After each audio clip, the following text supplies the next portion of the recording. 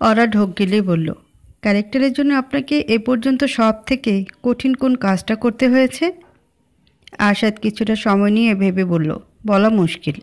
আমার জীবনে প্রায় সব কিছুই শেখা ক্যারেক্টারের জন্য। আমি আগে স্মোক করতাম না, কিন্তু প্রথম সিনেমাতেই চেন স্মোকারের ক্যারেক্টার পেলাম। সিগারেট খাওয়া শিখতে হলো, পরের সিনেমার জন্য ড্রাইভিং শিখতে হলো, এখন আবার এই গার্ডেনিং শিখছি। প্রথম সব কিছুই শিখতে যাওয়ার সময় কঠিন মনে হয়েছে। ওরা প্রশংসার সুরে বলল, কোনো অভিনেতা অভিনয়কে আপনার মতো সিরিয়াসলি নেয় না। কি আর করা, কাজটাকে অবহেলা করতে পারি না তো, তুমি যেমন করছো। ওরা হতভম্ব হয়ে বলল, আমি কখন কাজে অবহেলা করলাম স্যার? কাল রাতে বলেছিলাম শুটিংয়ের নেক্সট শিডিউলটা আমাকে মেল করে দাও। আজ বিকেল হয়ে গেল, অথচ এখনই শিডিউল পেলাম না। ওরা ব্যস্ত হয়ে বলল, I am so sorry sir, একেবারে ভুলে গিয়েছিলাম, আমি এক্ষুনি পাঠিয়ে দিচ্ছি। আরশাদ শান্ত ভঙ্গিতে বলল, আরে ব্যস্ত হতে হবে না ওরা, এই সপ্তাহের মধ্যে পাঠালেই হবে। ওরা চুপ করে দাঁড়িয়ে রইল। আগাছা পরিষ্কার শেষে আরশাদ এবার গাছগুলোর নিচে সার দিচ্ছে। সার দেওয়ার নিয়মটা সে আগে ইউটিউব থেকে শিখে নিয়েছে। একজন সুপারস্টার চরিত্রের জন্য এত কষ্ট করছে, ভাবা যায়? যদিও এত কষ্টের কোনো প্রয়োজন নেই। সে ভালো অভিনয় করুক বা না করুক, আরশাদ হকের সিনেমা চলার জন্য ওই নামটাই যথেষ্ট। ওরা হঠাৎ কী যেন মনে করে বলল, স্যার আব্দুল ভাই কি চলে গিয়েছে? মাত্রই তো বের হলো ওরা। যাক, এবার তাহলে রান্নাঘরে পা রাখা যাবে। সকাল থেকে রান্নাঘর তো ওনার দখলেই থাকে। আরশাদ কিছু বলল না, স্বভাব সুলভ ক্ষীণ হাসি হেসে কাজে মনোযোগ দিল। ওরা হালকা গলায় বলল, কফি খাবেন স্যার? খেতে পারি, আমি আসছি তাহলে। ব্যস্ত পায়ে নিচে নেমে গেল ওরা। রান্নাঘরে কফির পানি বসিয়ে রেখে চলে এলো নিজের ঘরে। ল্যাপটপটা অন করাই ছিল। নোটে সেভ করে রাখা শিডিউলটা ওরা পাঠিয়ে দিল আরশাদের মেলে। কাজটা ফেলে রেখে ঠিক স্বস্তি পাচ্ছিল না। কাল রাতেই পাঠাতে চেয়েছিল, কিন্তু কোনো এক অদ্ভুত কারণে বেশ আগেভাগেই চোখ লেগে এসেছিল তার। ওরা কফি নিয়ে ফিরে যেতে দেখল আরশাদের কাজ প্রায় শেষের দিকে। সার দেওয়া শেষ করে আরশাদ সরঞ্জামগুলো আবার রেখে এলো স্টোররুমে। হাত ধুয়ে ফিরে আসতে তার মগটা ওরা এগিয়ে দিল তার দিকে। কফির মগ হাতে নিতে নিতে আরশাদ বলল, থ্যাংক ইউ। স্বভাবসুলভ হেসে ওরা ছাদের রেলিংয়ে হেলান দিয়ে দাঁড়িয়ে বলল, একটা কথা ছিল স্যার। আরশাদ তার পাশে এসে দাঁড়াতে দাঁড়াতে বলল, বলো। ইশতিয়াক সাহেব ফোন করেছিল। ইশতিয়াকের নাম শুনতেই অন্ধকার নেমে এলো আরশাদের চোখে মুখে। কোনো এক বিচিত্র কারণে নিজের ব্যক্তিগত চিকিৎসককে একেবারেই দেখতে পারে না সে। আরশাদ গম্ভীর গলায় বলল, কেন? ওরা ইতস্তত করে বলল, বলছিলেন। কথাটা আর শেষ করতে পারল না ওরা। কী করে আরশাদকে বলবে তাই ঘুরছে তার মস্তিষ্ক জুড়ে। বলো। ওরা ভয়ে ভয়ে বলল, বলছিলেন আপনার থেরাপি সেশনে যাওয়াটা জরুরি। আরশাদ থমথমে গলায় বলল, যাব না। কেন স্যার? থেরাপি সেশন আমার জন্য কাজ করে না। যে ট্রমাটাইজিং স্মৃতিগুলো আমি ভুলে থাকার চেষ্টা করি, থেরাপি সেশনে বারবার ওই স্মৃতিগুলো মনে করতে বলে। ওরা সাহস করে বলল, কিন্তু স্যার, মেন্টাল হেলথকে এভাবে অবহেলা করা তো উচিত নয়। আরশাদ তাচ্ছিলের হাসি হেসে বলল, আমি জানি ওরা, কিন্তু কিছুই করার নেই। ছোট দীর্ঘশ্বাস গোপন করে আরশাদ আবারও বলল, তোমার কাছে তো কিছু অজানা নয়, তুমি আমার সবটাই জানো। আমার মস্তিষ্কে ওই রাতের প্রতিটা স্মৃতি গেঁথে আছে। 3 বছর পেরিয়ে গেছে ওই ঘটনার, তবুও এখনও কাজে কর্মে একটু অবসর পেলেই ওই স্মৃতিগুলো আমার চোখের সামনে ভেসে ওঠে। ওরা নরম সুরে বলল, এর জন্য তো থেরাপি নিতে বলছে স্যার। তারা নিশ্চয়ই আপনাকে কোনো না কোনোভাবে হেল্প করতে পারবে। আমাকে কেউ হেল্প করতে পারবে না। কেন পারবে না স্যার? আপনি একটু সহযোগিতা করলেই পারবে। আরশাদ কয়েক মুহূর্ত চুপ করে থেকে আর্দ্র গলায় বলল, কখনো কাউকে ভালোবেসেছ? প্রশ্নটা রীতিমতো হকচকিয়ে গেল ওরা। ভালোবাসা এমন একটা প্রসঙ্গ যা নিয়ে প্রত্যেকটা মানুষের আগ্রহের শেষ নেই। তবুও এই বিষয় নিয়ে কেউ কথা বলে, নিমিষেই নিজেকে সামলে নিয়ে ওরা নাসূচক মাথা নাড়ল। আরশাদ শুকনো গলায় বলল, তাহলে তো বুঝতেই পারবে না। মানুষ যাকে ভালোবাসে তার উপর এতটাই ডিপেন্ডেন্ট হয়ে পড়ে যে তাকে ছাড়া পৃথিবীটা অন্ধকার দেখে। একটা মানুষ যতটাই স্ট্রং হোক না কেন, ভালোবাসার মানুষের দেওয়া কষ্ট সহ্য করা তার পক্ষে সম্ভব নয়। গভীর ক্ষত সেরে গেলেও তার দাগ ঠিকই রেখে যায়। আমার ব্যাপারটাও কিছুটা সেরকম স্যার। একটু একটু করে হৃদস্পন্দন বেড়ে যাচ্ছে ওরা। কেন জানি মনে হচ্ছে যে প্রশ্নটা তার মাথায় ঘুরপাক খাচ্ছে তার উত্তর তাকে জানতেই হবে। তবে প্রশ্নটা শুনে আরশাদের কী প্রতিক্রিয়া হবে তাই বুঝতে পারছে না। যদি রেগে যায়, রেগে গিয়ে প্রচণ্ড এক ধমক দিয়ে চলে যায় এখান থেকে, এই সুন্দর বিকেলটা কিছুতে নষ্ট করতে চাইছে না ওরা। তবুও নিজের অজান্তে প্রশ্নটা করে ফেলল, এখনও ভালোবাসেন? আরশাদ রেগে গেল না, বরং শান্ত ভঙ্গিতে বলল, না, ভালোবাসার জিনিসটা আমার মন থেকে উঠে গেছে। কাউকে ভালোবাসার ক্ষমতা আমার মধ্যে আর নেই। অবাক দৃষ্টিতে ওরা তাকিয়ে রইল আরশাদের দিকে। এই মানুষটার কষ্ট উপলব্ধি করার ক্ষমতা তার নেই, কারোরই নেই। যে মানুষ কষ্টটা অনুভব করে কেবল সেই জানে তার তীব্রতা কতটুকু। তবু ওরা প্রাণপণ প্রার্থনা করে আরশাদের কষ্টগুলো যেন অদৃশ্য হয়ে যায়, যেন এতটা সুখ তার জীবনে আসে যে সে ভুলে যায় কষ্ট কাকে বলে। আরশাদ দীর্ঘ নিঃশ্বাস ফেলে বলল, এসব কথা বাদ দাও, তোমার কথা বলো। ওরা নিজেকে স্বাভাবিক করে হালকা গলায় বলল, আমার কি কথা বলবো? আমার জীবনের সবচেয়ে বড় সিক্রেটটা তুমি জানো। তোমার জীবনের সিক্রেট কি? ওরা হাসি মুখে বলল, আমার কোনো সিক্রেট নেই স্যার। আপনার ব্যক্তিগত জীবনে হাজারো মানুষের আগ্রহের শেষ নেই, তাই কিছু কিছু কথা হয়তো অতি গোপনে জমা করে রাখতে হয়। আমার জীবন নিয়ে কারো কোনো আগ্রহ নেই, তাই কোনো সিক্রেটও নেই। সিক্রেট না হয়নি, কিন্তু এমন ঘটনা নিশ্চয়ই ঘটেছে যা কাউকে জানাওনি। ওরা খানিকক্ষণ ভেবে বলল, আমি তো মূলত আমার ফার্স্ট লাইফের কথাই কাউকে জানাই না, যেটা আপনি জানেন। এছাড়া একটা ঘটনা অবশ্য আছে। কি সেটা? আমি একজনকে পছন্দ করতাম বললে ভুল হবে, পছন্দ করতে শুরু করেছিলাম। আশাদ কৌতূহল নিয়ে বলল, কে সে? আমার ভার্সিটিতে পড়ে, সাবির। সেরকম সিরিয়াস কোনো সম্পর্ক ছিল না, তবে ওর সঙ্গে কথা বলে আরাম পেতাম। আমার কথা মন দিয়ে শুনতো। ওকে বিশ্বাস করে আমার ফার্স্ট লাইফের গল্পটা বলেছিলাম। আমি বুঝতে পারতাম সাবের আমাকে পছন্দ করে, কিন্তু মুখ ফুটে বলতে পারছে না। আমি একটু একটু করে পছন্দ করতে শুরু করেছিলাম, কিন্তু হঠাৎ একদিন ওকে ধরে ফেলি একটা মেয়ের সঙ্গে ঝগড়া করতে। কথাবার্তায় বুঝলাম মেয়েটার সঙ্গে ওর অনেক দিনের সম্পর্ক। সাবের আমার সঙ্গে মিশছে বলে মেয়েটা কান্নায় ভেঙে পড়েছে, আর সাবের তাকে বুঝ দেওয়ার চেষ্টা করছে। আমার সঙ্গে কয়েকদিন কেবল প্রেমের অভিনয় করবে, কারণ আমি আপনার ম্যানেজার। আমার মাধ্যমে ভালো একটা চাকরি পাওয়ার চেষ্টা করবে, পেয়ে গেলে আমাকে ছেড়ে দেবে। আশা তার ছেলের হাসি হেসে বলল, বিশ্বাসঘাতকতার স্বাদ তাহলে তুমিও পেয়েছো দেখছি। খানিকটা। তুমি ওকে বলনি আমার ম্যানেজার হলেও চাইলেই কাউকে ভালো চাকরি জোগাড় করে দিতে পারবে না তুমি? না স্যার, ওর সঙ্গে কথা বলার রুচি আর হয়নি। যদিও সাবের বেশ কয়েকবার আমার সাথে কথা বলার চেষ্টা করেছে, আমার কাছে দ্বিতীয় সুযোগ চেয়েছে। দিয়েছো নাকি? মোটেই না। এই পৃথিবীতে দ্বিতীয় সুযোগ বলে কিছু হয় না। মানুষ একবারই সুযোগ পায়, সেই সুযোগটা যে ঠিকভাবে কাজে লাগাতে পারে সেই জিতে যায়। ওরা মজার ছলে বলল, দ্বিতীয় সুযোগ না হলেও দ্বিতীয় সিক্রেট কিন্তু হয় স্যার। আরশাদ অবাক গলায় বলল, এখন দ্বিতীয় সিক্রেট বলতে হবে? আরশাদ অনেকটা সময় নিয়ে ভেবে বলল, আমার দ্বিতীয় সিক্রেট হলো আমি কখনো ফেমাস হতে চাইনি। ওরা হতবিহ্বল কণ্ঠে বলল, আসলেই? ছোটবেলায় আমার সব বন্ধুরা ফেমাস হতে চাইতো। একমাত্র আমারই মনে হতো ফেমাস হতে চাওয়ার স্বপ্ন দেখা নিতান্তই বোকামির। কেন স্যার? কারণ ফেমাস মানুষেরা চাইলে যা খুশি তাই করতে পারে না, যা খুশি তাই বলতে পারে না। মনে করো আমার আজ রাস্তার পাশের ফুচকা খেতে ইচ্ছা করছে, আমি চাইলেই তা পারবো?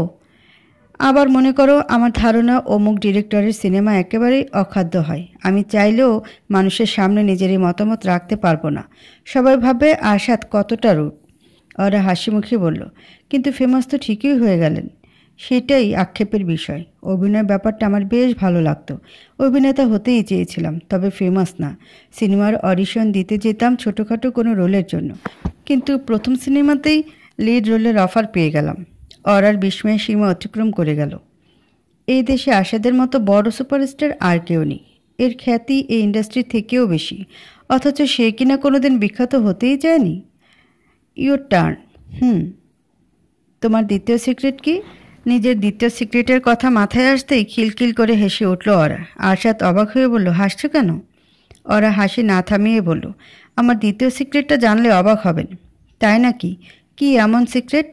আমি কখনো আপনার সিনেমা দেখিনি। আরশাদ অবাক চোখে তাকিয়ে রইল অরার দিকে। সে দৃষ্টি দেখে অরার যেন হাসি আরও কয়েক গুণ বেড়ে গেল।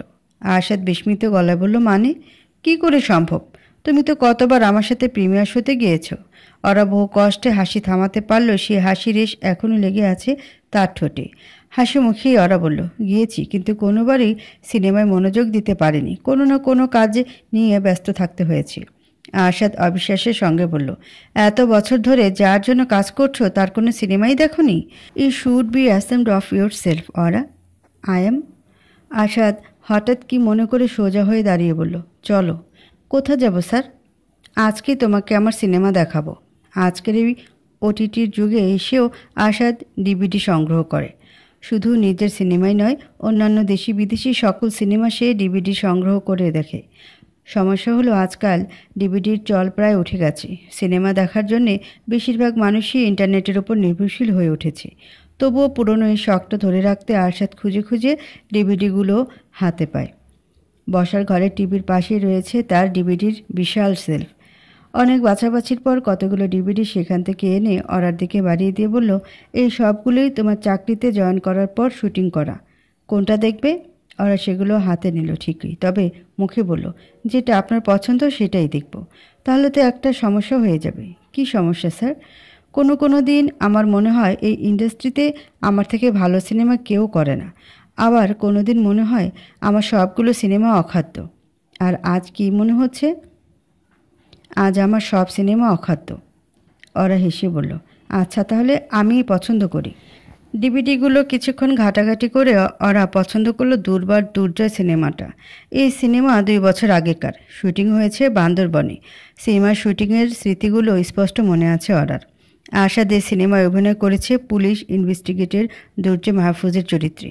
দুর্জয়ের বৈশিষ্ট্য হলো সবসময় তার পরনে থাকে সাদা শার্ট আর হাতে সিগারেট। চোখ দিয়ে তার সর্বক্ষণ অগ্নি ঝরে। কেবল অপরাধীর চোখের দিকে তাকিয়ে সে বুঝে ফেলতে পারে কোনটা সত্য আর কোনটা মিথ্যা। মুক্তি দীর্ঘ 9 মাস পর্যন্ত এই সিনেমা হলে চলেছে। এখনও দর্শকের পছন্দের তালিকার শীর্ষে। ডিভিডি প্লেয়ারে ডিভিডি ঢুকিয়ে দিয়ে সিনেমা প্লে করলো আরশাদ। আর অবাক হয়ে লক্ষ্য করলো, সিনেমা শুরু হওয়ার পর থেকে এক মুহূর্তের জন্য টিভির স্ক্রিন থেকে চোখ সরায়নি ওরা। যে মানুষটা কোনোদিনও আরশাদের সিনেমা দেখেনি, আজ প্রথমবারের মতো তার সিনেমা দেখে মুগ্ধ হয়ে যাচ্ছে ওরা। আরশাদ যে এতটা ভালো অভিনয় করে সে ধারণাও করতে পারেনি। মনে হচ্ছে যেন পর্দায় আরশাদ নয়, দুর্যোগে দেখতে পাচ্ছে ওরা। সিনেমায় ওরা এতটাই হারিয়ে গেছে যে আশেপাশের কোনো কিছুর প্রতি তার মনোযোগ রইল না। দুর্জয় পর্দায় বন্দুক হাতে ক্রিমিনালের পেছনে ছুটছে। আর এদিকে যেন ওরা শ্বাস বন্ধ হয়ে যাওয়ার উপক্রম। যদি ক্রিমিনাল হাতের নাগালের বাইরে চলে যায়। টান টান উত্তেজনা পরিপূর্ণ এই সিনেমার শেষ দৃশ্যে দুর্জয় কেস সলভ করে ফেলেছে। 11টা খুনের প্রকৃত আসামিকে সে বের করে ফেলেছে। তবে ছোট্ট একটা ভুল করে ফেলছে। খুনিকে ধরতে তার বাংলোতে কোনো প্রকার ফোর্স ছাড়া একাই চলে গেছে। তার সেই ভুলের কারণেই খুনি পেছন থেকে তার মাথায় সজোরে আঘাত করে তাকে বন্দি করে ফেলে। এই দৃশ্যের পরে পর্দা ভেসে উঠল সিনেমার ইন টাইটেল। ওরা চমকে উঠে বলল, মানে কি? দুর্জয়ের কী হলো? আরশাদ স্বাভাবিক ভঙ্গিতে বলল, সেটা তো সিকুয়েলে দেখা যাবে। ওরা সঙ্গে সঙ্গে মনে পড়ল, গত বছর মুক্তি পেয়েছে এই সিনেমার দ্বিতীয় কিস্তি দুর্জয়ের দুর্দিন। দ্বিতীয় কিস্তি প্রথমটার থেকেও অধিক ব্যবসা সফল হয়েছিল। ওরা ব্যাকুল কণ্ঠে বলল, স্যার আমাকে সিকুয়েলটা ছেড়ে দিন প্লিজ। 9:30 বেজে গেছে। ওরা এখন শুরু করলে শেষ করবে কখন? ওরা উদ্গ্রীব হয়ে, প্লিজ স্যার, দুর্জয়ের কী হলো না জানতে পারলে আমার রাতে ঘুমোই আসবে না। অরার অনুনয়ের কাছে পরাজয় স্বীকার করে আরশাদ বলল, আচ্ছা ঠিক আছে দেখবে, আগে ডিনার করে নিয়ে চলো, প্রচণ্ড ক্ষুধা লেগেছে। ওরা এই বাড়িতে আসার পর আজই প্রথম একসঙ্গে টেবিলে খেতে বসলো দুজনে। পুরোটা সময় জুড়ে ওরাই কথা বলে গেল।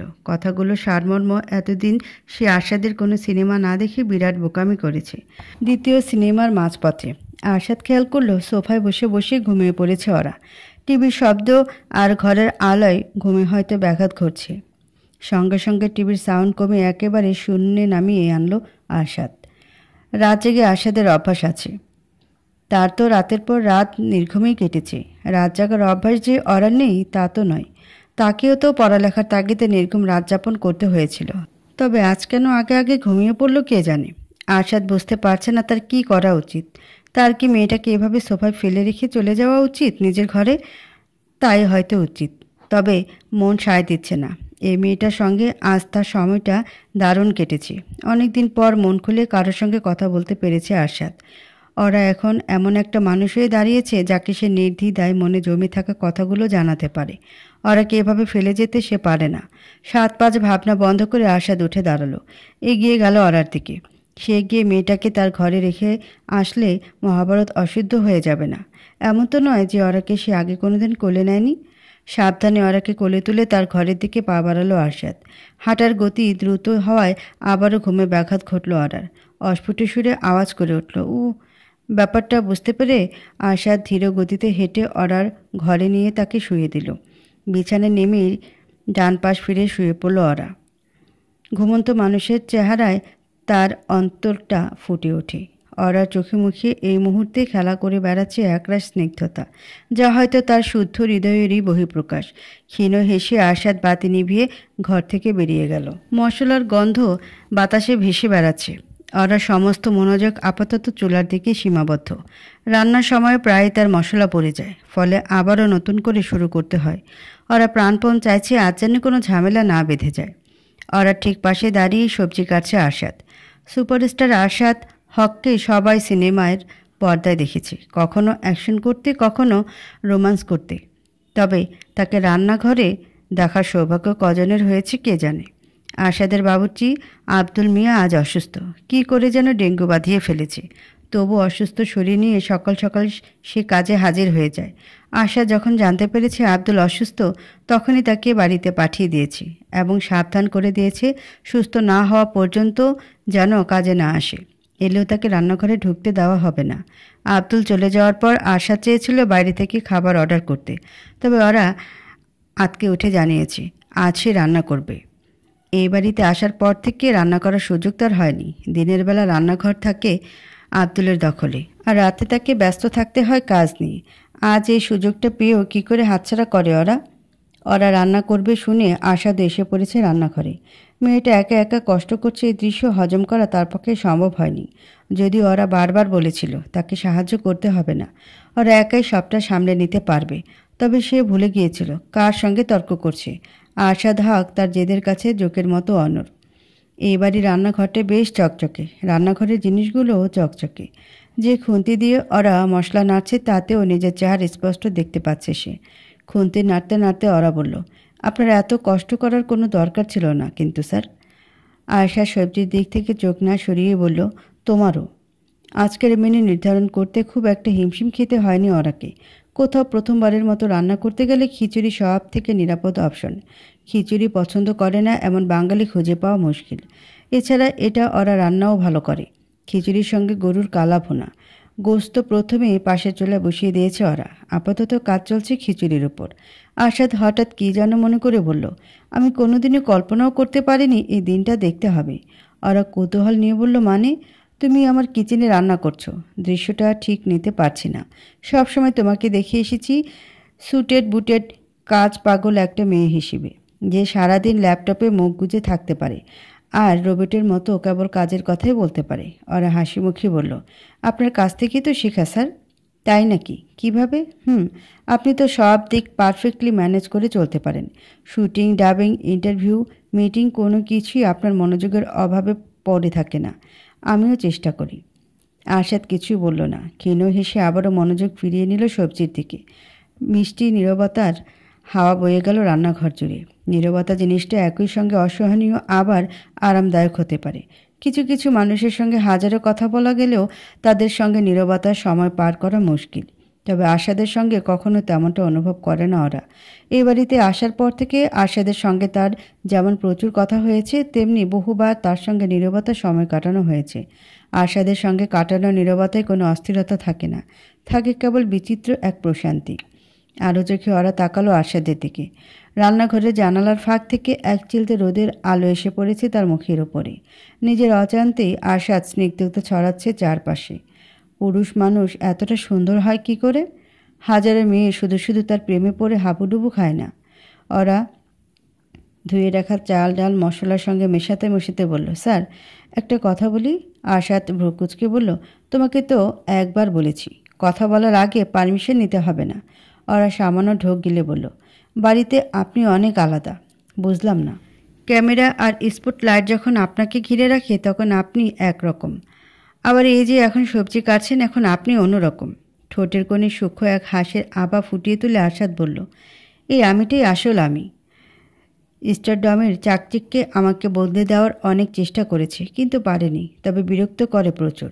আমি তো ভুলেই গেছি একটা সাধারণ জীবনযাপন করতে কেমন লাগে। আজ হয়তো কিছুটা হলেও মনে পড়বে স্যার। কারণ আপনি সাধারণ মানুষের মতো সবজি কাটাকাটি করছেন, আমাকে রান্নায় হেল্প করছেন। সেটা সত্যি। কেমন করছি বলো তো? ওরা মুগ্ধ গলায় বলল, দারুণ। যার গুণ থাকে তার সব দিক থেকেই গুণ থাকে। আজ প্রথমবারের মতো রান্নাঘরে ঢুকি কত সুন্দর কাটাকাটি করছেন আপনি। তার থেকেও বড় কথা, আমার নিজের শান্তি লাগছে। কিছু কিছু কাজ মানুষ বাধ্য হয়ে করে, আর কিছু কিছু স্বাচ্ছন্দ্যের জন্য। এই কাজটাই স্বাচ্ছন্দ্য খুঁজে পাচ্ছি। আপনি তো অভিনয় করেও স্বাচ্ছন্দ্য পান স্যার। সবসময় যে পাই তা না, মাঝে মধ্যে অভিনয় করতেও বিরক্ত লাগে। ওর সঙ্গে রান্না করে সময়টা দারুণভাবে পার করলো আরশাদ। যে কোনো প্রকার শিল্প তাকে আকৃষ্ট করে। রান্না তো সে অর্থে এক ধরনের শিল্প। স্বাচ্ছন্দ্য পাওয়ার সাথে সাথে ওরার কাছ থেকেও রেসিপিটাও শিখে নিল আরশাদ। শেখার কোনো শেষ নেই, আর কোনো কিছু শিখে রাখাও দোষের নয়। ওরার রান্না অসাধারণ হয়েছে, বিশেষ করে খিচুড়িটা হয়েছে অমৃতের সমান। খাওয়ার সময় কথা বলা আশাদের পছন্দ নয়, তবে আজ সে তার কী হলো কে জানে। একটা দুটো করে নিজেই প্রচুর কথা বলছে ওরার সঙ্গে। আজ রান্না করতে গিয়ে একটা মজার স্মৃতি মনে পড়ে গেল। ওরা কৌতূহলী ভঙ্গিতে বলল, কোন স্মৃতি স্যার? আমার প্রথম দিককার সিনেমা, সম্ভবত দ্বিতীয় বা তৃতীয়। সিনটা এরকম, আমি রান্নাঘর থেকে নুডলসের প্লেট ডাইনিং টেবিলে এনে রাখবো। এমন কঠিন কোনো কাজ না, কিন্তু পায়ের সঙ্গে কী যেন একটা বেঁধে গিয়ে হোঁচট খেলাম। ওরা আগ্রহ নিয়ে বলল, তারপর? নিজেকে সামলে নিতে পারলেও প্লেটটাকে আর সামলাতে পারলাম না। হাত থেকে ফ্লোরে পড়ে টুকরো টুকরো হয়ে গেল, আর পুরো ফ্লোর নুডলসে মাখামাখি হয়ে গেল। সে কি, শুটিং হলো কিভাবে শেষমেশ? একটা দীর্ঘ ব্রেক নিয়ে সবটা ঠিক করতে হয়েছিল। সেট পরিষ্কার করতে হয়, নতুন করে নুডলস আনতে হয়, আর আমাকে এমন একটা ভাব করতে হয় যেন পুরো ঘটনার জন্য আমি অনুতপ্ত। ওরা খিলখিল করে হেসে উঠল। অদ্ভুত ব্যাপার, যে মানুষটাকে 1 মাস আগেও ওরা প্রচণ্ড ভয় করত, আর তার সঙ্গেই রান্না করছি, আড্ডা দিচ্ছি। আরশাদের সঙ্গে কাটানোর সময়গুলো এতটা প্রশান্তি এনে দেয় কেন তার মনে? এই সময়টায় তাকে পৃথিবীর আর কোনো কিছু নিয়ে দুশ্চিন্তা করতে হয় না। ওরা দুশ্চিন্তা না করলেও পৃথিবীর অপর প্রান্তে কেউ একজন দুশ্চিন্তায় অস্থির হয়ে যাচ্ছে। বাংলাদেশে এই মুহূর্তে দুপুর 2টা হলেও কানাডায় রাত 12টা। নওশিনের মোবাইল স্ক্রিনে জ্বলজ্বল করছে ছবিটা, আরশাদ এবং ওরার বিয়ের ছবি। 1 মাস হয়ে গেছে ওই ঘটনার। তবুও এক মুহূর্তের জন্যে এই সত্যিটা নওশিন মাথা থেকে ঝেড়ে ফেলতে পারেনি যে আরশাদের বিয়ে হয়ে গেছে। নওশিনের হাতে জ্বলন্ত সিগারেট। সিগারেট খাওয়ার অভ্যাস তার বহু আগেই হারিয়ে গিয়েছিল, তবে আরশাদের বিয়ের পর থেকে জীবনের স্বাভাবিক ছন্দ ব্যাহত হয়ে গেছে। নার্ভ ঠিকঠাক কাজ করছে না। নার্ভ শান্ত রাখতে ধূম্রজালে ঠোঁট কালো করা ছাড়া আর কোনো উপায় দেখছে না নওশিন। আরশাদকে ফিরে পাওয়ার প্ল্যানটা কেবল গুছিয়ে এনেছিল নওশিন, কিন্তু পুরো প্ল্যানে জল ঢেলে দিল আরশাদ নিজেই। রাগে সমস্ত শরীর তার থরথর করে কাঁপছে।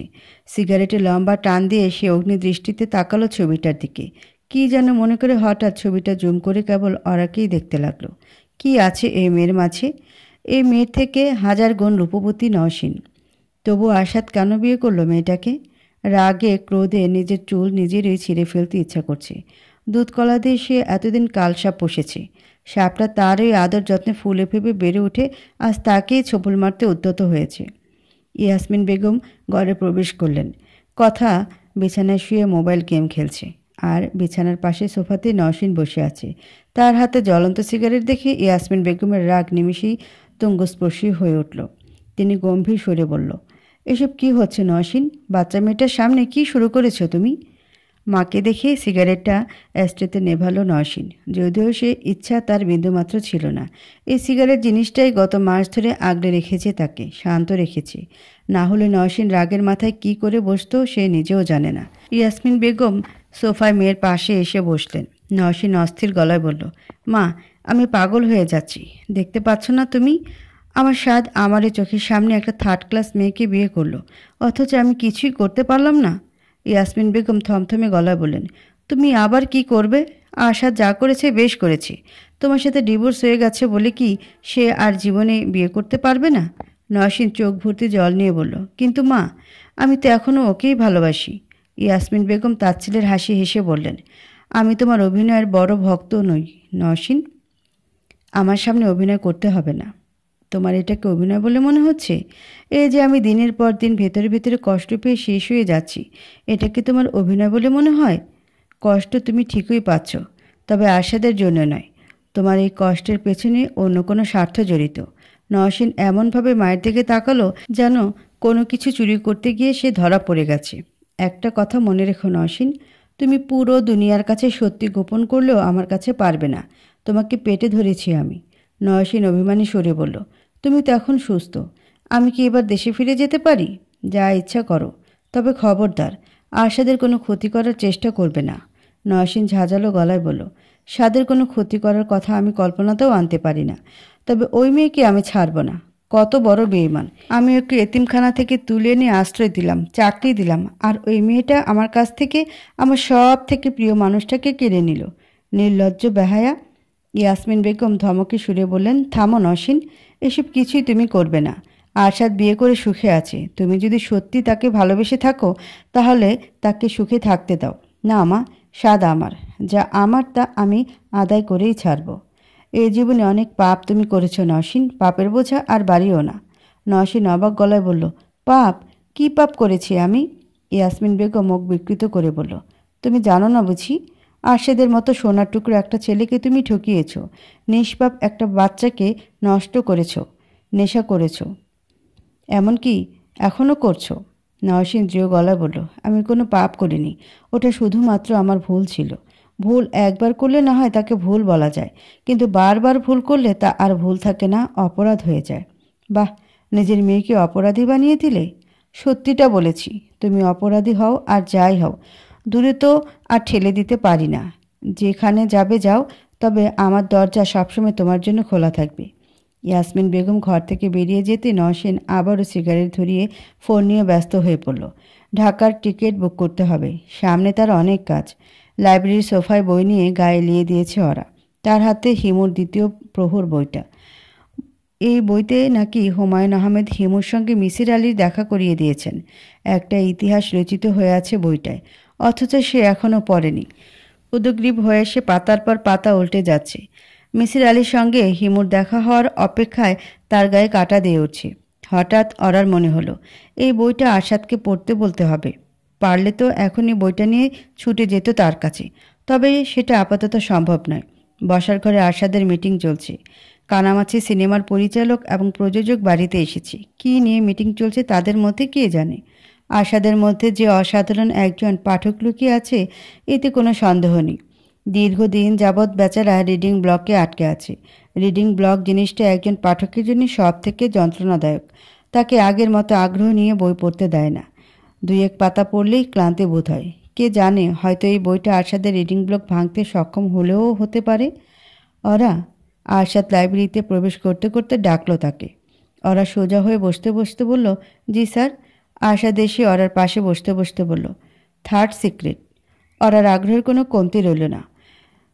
আরশাদের সঙ্গে এই সিক্রেট আদান প্রদানের খেলাটা তার দারুণ লাগে। যে আরশাদ সহজে মানুষের সঙ্গে মিশতে পারে না, সে আরশাদ তাকে বিশ্বাস করে মনের ভেতরকার গোপন কথাগুলো বলে দিচ্ছে। ভাবা যায়? ওরা উৎফুল্ল গলায় বলল, আপনার থার্ড সিক্রেটও আছে? আজ সন্ধ্যা পর্যন্ত ছিল না, কিন্তু এখন আছে। কি সেই সিক্রেট? আরশাদ শান্ত স্বরে বলল, কিন্তু তার আগে একটা ডিসক্লেইমার। ইতিমধ্যে তুমি আমার দুটো সিক্রেট জেনে ফেলেছ। কাউকে বিশ্বাস না করলে তাকে সিক্রেট বলা যায় না। তোমাকে আমি অসম্ভব বিশ্বাস করি বলেই সিক্রেটগুলো বলেছি। কখনো বলিনি কাউকে বলবে না, কিন্তু কারণ আমার বিশ্বাস আছে তুমি কাউকে বলবে না। ওরা হাসি মুখে বলল, আপনার সিক্রেটগুলো সবসময় আমার কাছে সুরক্ষিত থাকবে স্যার। আরশাদ রহস্য মিশ্রিত গলায় বলল, তবুও আজ বলছি, এই সিক্রেটের কথা পৃথিবীর কেউ যেন না জানে, শুধু তুমি জানবে। বলুন তো সিক্রেটটা। আমি একটা সিদ্ধান্ত নিয়েছি। কী সিদ্ধান্ত? আমি একটা প্রোডাকশন হাউস খুলব। ওরা হতবিহ্বল গলায় বলল, মানে আপনি সিনেমা প্রডিউস করবেন? আরশাদ গুছিয়ে বলতে শুরু করলো, এখন থেকে আর অন্যের প্রোডাকশনে কাজ করব না। নিজের সিনেমায় নিজেই ইনভেস্ট করব। শুধু যে আমার অভিনয় করা সিনেমাতে ইনভেস্ট করব এমনটা নয়, হাই বাজেটের অন্যান্য সিনেমা প্রডিউস করব। আইডিয়াটা কেমন? আরশাদ নিজেও জানে এই আইডিয়ার কোনো তুলনা হয় না। এতগুলো বছর ধরে অর্জিত খ্যাতির কারণেই তার কোনো একটা সিনেমা মুক্তি পেলেই দর্শক হুমড়ি খেয়ে পড়ে তার উপরে। আরশাদ হকের সিনেমা মানেই ব্যবসা সফল সিনেমা। নিজে এত কষ্ট করে অভিনয় করে সব লাভ কেন অন্য প্রযোজককে ভোগ করতে দেবে সে? দারুণ স্যার। আপনি জানেন আপনার প্রোডাকশন হাউস দেশের সব থেকে বড় প্রোডাকশন হাউসে পরিণত হবে? জানি, কিন্তু সিক্রেট এটা না। ওরা কিছুটা বিভ্রান্ত গলায় বলল, তাহলে? ব্যবসা আমি ভালো বুঝলেও অভিনয় নিয়ে থাকতে চাই। প্রোডাকশন হাউসে বেশি সময় দিতে পারবো না। সিক্রেটটা হলো আমার প্রোডাকশন হাউসের সিইও হবে তুমি। ওরা বিস্ময়ে খাবি খেয়ে বলল, আমি? আরশাদ অত্যন্ত স্বাভাবিক গলায় বলল, অবিশ্বাসের কি আছে? নিজেকে যোগ্য বলে মনে করো না? সেটা না স্যার, কিন্তু মানুষ কি বলবে? আরশাদ নির্বিকার ভঙ্গিতে বলল, মানুষ বলবে এত বড় প্রোডাকশন হাউসের সিইও হওয়ার কোনো যোগ্যতা এই মেয়েটার নেই। বিয়ের খাতিরে আরশাদ তাকে ইচ্ছা করে সিইও বানিয়েছে। ওরা অবাক দৃষ্টিতে তাকিয়ে রইল আরশাদের দিকে। তার বলা প্রতিটা কথাই সত্যি। এত বড় একটা দায়িত্ব নেওয়ার যোগ্যতা তার থাকলেও মানুষ বলে যাবে তার কোনো যোগ্যতা নেই।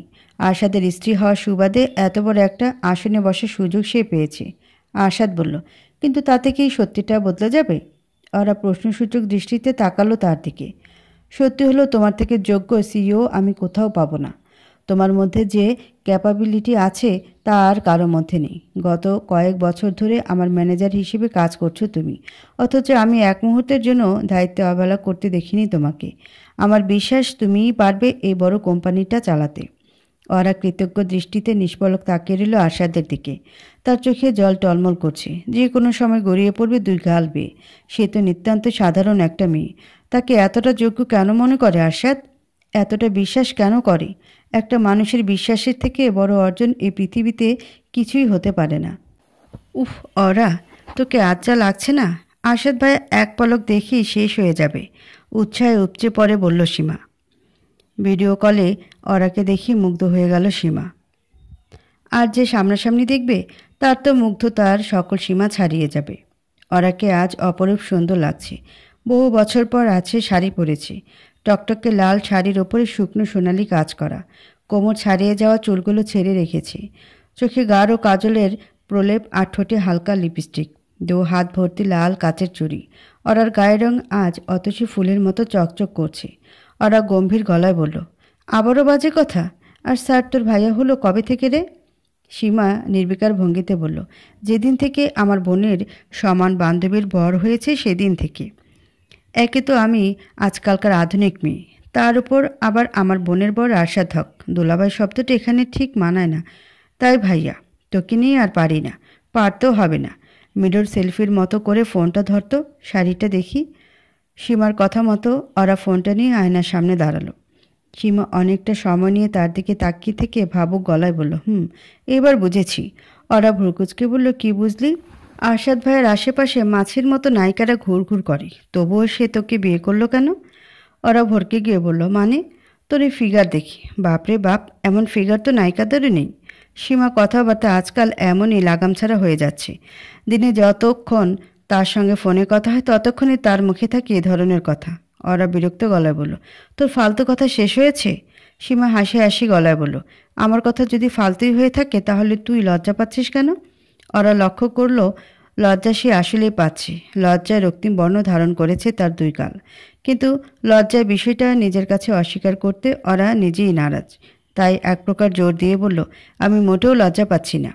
সীমা সন্দেহ মিশ্রিত গলায় বলল, আগে তো ভাইয়ের নাম শুনলে এমন করতিস না, এখন তোর কি হয়েছে? আমার আবার কি হবে? আমি কি জানি? দুজনে এক বাড়িতে বন্দি থেকে এতদিনে না জানি কোন প্রেম কাহিনী শুরু করে দিয়েছিস। লজ্জায় আবারও কান গরম হয়ে গেল ওরার। এসব কী ধরনের কথা? নিজের ওপর নিজেই বিরক্ত হয়ে উঠল ওরা। সে এত লজ্জা পাচ্ছে কেন? লজ্জা পাবার মতো কিছু তো হয়নি। সে তো সত্যি সত্যি আশাদের প্রেমে হাবুডুবু খাচ্ছে না। ওরা বিরক্ত গলায় বলল, ধুর, তোকে ফোন করাটাই আমার ভুল হয়েছে। আচ্ছা বাবা, রাগ করিস না। এত বড় একটা অনুষ্ঠানে যাচ্ছিস, হাসি খুশি থাক। কাল পত্রিকায় নিশ্চয়ই নিজের গোমরামুখ ছবি দেখতে চাস না? বড় অনুষ্ঠান বটে। ওরা আজ যাচ্ছে সানরাইজ স্টার অ্যাওয়ার্ডে আরশাদের সঙ্গে। অ্যাওয়ার্ড শোয়ের ঝলমলে আবহাওয়ায় তার মতো অতি সাধারণ একটা মেয়েকে কতটা মানাবে কে জানে। সে তো শুরুতে যেতেই চায়নি, আরশাদের কথায় রাজি হয়েছে। আরশাদের মতে বিয়ের পর তাদের দুজনকে একসঙ্গে কোথাও দেখা যায়নি। এমনটা চলতে থাকলে সবাই সন্দেহ করবে বিয়েটা স্বাভাবিকভাবে হয়নি।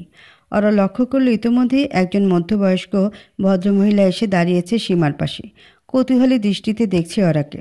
সীমা উৎফুল্ল গলায় বলল, মা, এই দেখো আমার বান্ধবী ওরা।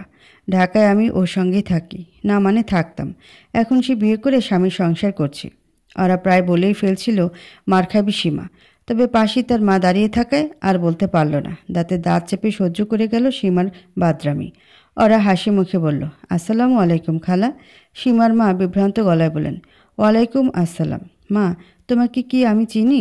না তো খালা, কোথা যেন দেখেছি বলে মনে হচ্ছে।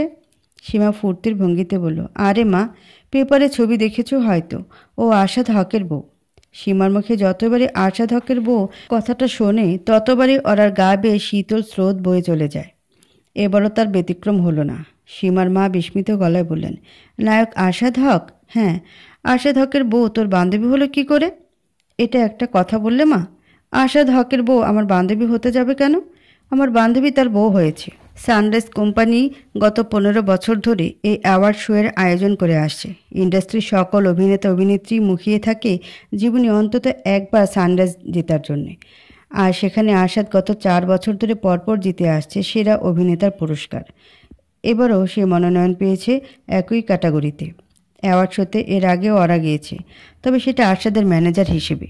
সেবার তাকে নিয়ে কেউ মাথা ঘামায়নি। তবে আজকের পরিস্থিতি ভিন্ন, কারণ আজ ওরা ম্যানেজার হিসেবে না, যাচ্ছে আশাদের স্ত্রী হিসেবে। ভয়ে হাত পা ঠান্ডা হয়ে আসছে তার। আশাদের সঙ্গে এই কতগুলো দিনে তার সুন্দর একটা সম্পর্ক তৈরি হয়েছে। তবে নামহীন এই সম্পর্কের সঙ্গে স্বামী স্ত্রীর সম্পর্কের কোনো মিল নেই।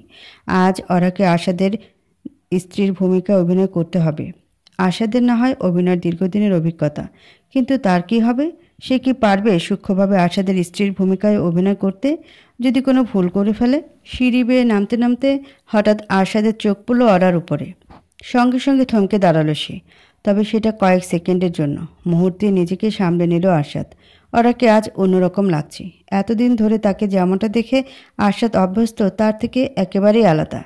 নেহায়েত ওরা সর্বক্ষণ এমন সাজগোজ করে থাকে না, না হলে ডিরেক্টররা কবে তাকে নায়িকা হিসেবে কাস্ট করে ফেলত। ভাগ্যিস ওরা খেয়াল করেনি দূর থেকে কেউ একজন এক দৃষ্টিতে তাকিয়ে আছে তার দিকে। সে ব্যস্ত শাড়ির কুচি নিয়ে। এমনিতেও এই জিনিস পরায় অভ্যাস তার নেই। তার উপরে এত বড় একটা অনুষ্ঠানে যাচ্ছে। নেমে এসে আশাদ ক্ষীণসুরে বলল, চলো, দেরি হয়ে যাচ্ছে। ওরা শাড়ির কুচি থেকে চোখ ফিরিয়ে বলল, জি স্যার, চলুন। গাড়ি চলছে বঙ্গবন্ধু আন্তর্জাতিক সম্মেলন কেন্দ্রের উদ্দেশ্যে। ড্রাইভ করছে আশাদ নিজেই। প্যাসেঞ্জার সিটে বসে থাকা ওরার হৃদস্পন্দন একটু একটু করে বেড়ে যাচ্ছে। অন্য সময় হলে কারণটা হতো আশাদের ড্রাইভ করা। তার ড্রাইভিংয়ের ওপর এখনও ঠিক ভরসা করে ওঠা যায় না। তবে আজকের কারণটা ভিন্ন। ওরা অস্পষ্ট গলায় বলল, স্যার। আরশাদ সামনের দিকে চোখ রেখে বলল, ওরা নার্ভাস ভঙ্গিতে বলল, আমার খুব ভয় করছে। আরশাদ স্বাভাবিক কণ্ঠে বলল, ভয়ের কি আছে?